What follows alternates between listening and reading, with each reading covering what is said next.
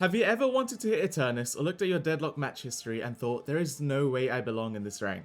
Because you're playing smart, you're trying to win, and your teammates are out here playing like it's their first game. But here's the thing, if you want to reach Eternus, you don't climb by praying for better teammates. You climb by understanding the mistakes that low elo players constantly make, mistakes that silently throw games even when you're doing well. That's why in this video, I'm going to cover the biggest low elo mistakes in Deadlock, covering mistakes in each aspect of the game and how to fix them so you can immediately start winning more games and reach your dream rank. Now, I want to start by covering some of the biggest mistakes, from underutilizing movement to parts of the map. For example, have you ever stepped inside one of these? You know, the teleporter inside a secret shop, located here and here. This might come as a surprise to many of you, but they aren't just there for decoration, they can actually be used. I guarantee in lobbies below Eternus they aren't used in 90% of games, and they offer a fantastic rotation opportunity. Instead of taking vents and running across the map from yellow to get to green, just hop in the teleporter and flank the enemy. It's fast and you'll catch the enemy stragglers trying to escape back to their side of the map. However, when rotating around the map, make sure you're using air vents to move around when you can. In most low elo games I see, they are far too underutilized, and I'm not just talking about the main ones that take you over the bridge buffs. There are air vents quite literally everywhere you'd want them. Instead of queuing into matches all the time, just spend 10 minutes in their game mode to explore NYC and run around taking each vent you find. Before you know it, these will be ingrained into your head and their positions will become muscle memory. If you can consistently use them efficiently, think of how much time can be saved to rotate in time for a fight, escape a fight, and even farm more souls. And if you haven't already guessed, I'm talking about zip lines. Whenever you're heading somewhere and have access to a zip line, use it. Let's say I'm blue lane, heading towards my double sinners. There is no quick way to get there by running. So instead, take the zip back and fly straight there. It might look difficult, but it's much easier than you think. To do this, crouch off the zip line, dash to the side with D, since I'm moving right in this case, and jump as you get to the wall. This works as by crouching off the zipline, you're reducing the air drag caused by jumping off, followed by a sideways air strafe to build some more speed, and a simple jump at the end to obtain the height in order to clear the wall. But here's the thing, I'm just showing you one example of how ziplines can be used. So now when you're practicing with air vents and explore NYC, start taking ziplines, crouch dashing off them to see what you can pull off, and also start adding in some heavy punches to your movement. It can act as an additional stamina bar and be what you need to make it onto a ledge. The freedom and movement the map allows you to pull off is truly one of the reasons I believe the game is so great, and by working on learning the map more and improving your movement, the time you'll save each game traversing through the map will generate huge soul advantages and the enemies won't be able to deal with it. Besides, it's fun when you pull off something crazy. If you've got some nice movement clips, send them in my Discord, I'd love to take a look. Moving on, we're going to be covering common mistakes related to fights. Since in low elo, fights keep going the wrong way due to the same mistakes time and time again, with extremely easy solutions and key things to look out for. Starting with a simple yet common mistake, engaging onto an enemy without checking if their ultimate is available. It's a night and day difference fighting a Viscus that can roll away with his ultimate compared to one that can't, since the likelihood of you securing a kill on a Viscus rolling away is slim to none. Alternatively, you might jump on a Lady Geist that looks like a free kill, but then they swap health with you. So instead, when you think someone is a free kill, check if they have their ultimate first, a simple fix to a common mistake.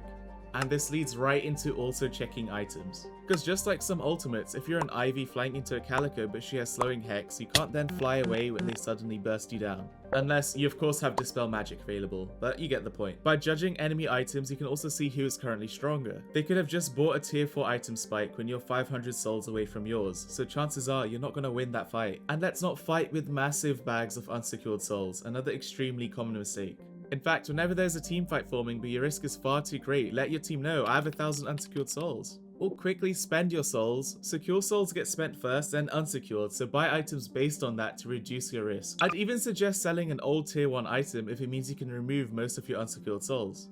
So in short, follow this rule of 3 when engaging on an enemy. Do they have their ultimate? Do they have counter items or item advantage on me? And do I have lots of unsecured souls? That way you're far less likely to throw a lead and give the enemy free kills. Now, if you're enjoying the level of quality going into these videos, do me a favor and hit that subscribe button. These guides take a ton of time to make sure you get the information that actually wins games, and subscribing lets me know that you guys are enjoying this type of content. I'm now also offering Deadlock coaching. I've been coaching in Valorant for over 3 years, and I plan to bring the experience of teaching players over to Deadlock. I reached Eternus in less than 500 hours and mastered exactly how to teach and what it takes to climb in this game. If you're interested, join my Discord, link found in the description, and drop me a message. Moving on, objectives in Deadlock are surrounded by mistakes, from calling a bad mid-boss play to never picking up the urn. With there only being 2 objectives, it's important to stop making common mistakes and start learning how to fix them. Luckily, I have the solution since one of the biggest low elo mistakes in Deadlock is forcing an unfavorable mid-boss, and there happens to be a few ways to make sure that never happens again.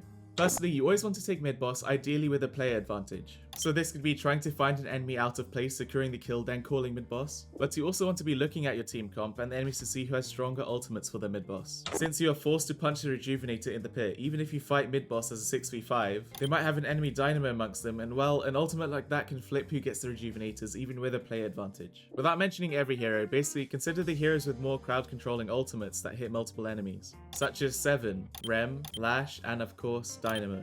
Another mistake players make during the mid-boss fight revolves around parries, as when taking the Rejuvenator, you're forced into sending 3 heavy melees as a team to collect them. Keep this in mind and be ready to send parries yourself if it's hectic, and not mindlessly sending a melee of your own when there are many players contesting the Rejuvenator in the pit. It only takes 1 effective parry to steal most Rejuvenators, so make sure you use it when contested. Now, I don't know what's more interacted with, teleporters or the urn. The fact the urn is barely picked up in lower elo is already a massive mistake. When the urn is neutral, push out your waves so you can safely pick up and deliver the urn. By pushing the waves in yellow and green, you'll naturally have more lane pressure to focus on a fight when one emerges.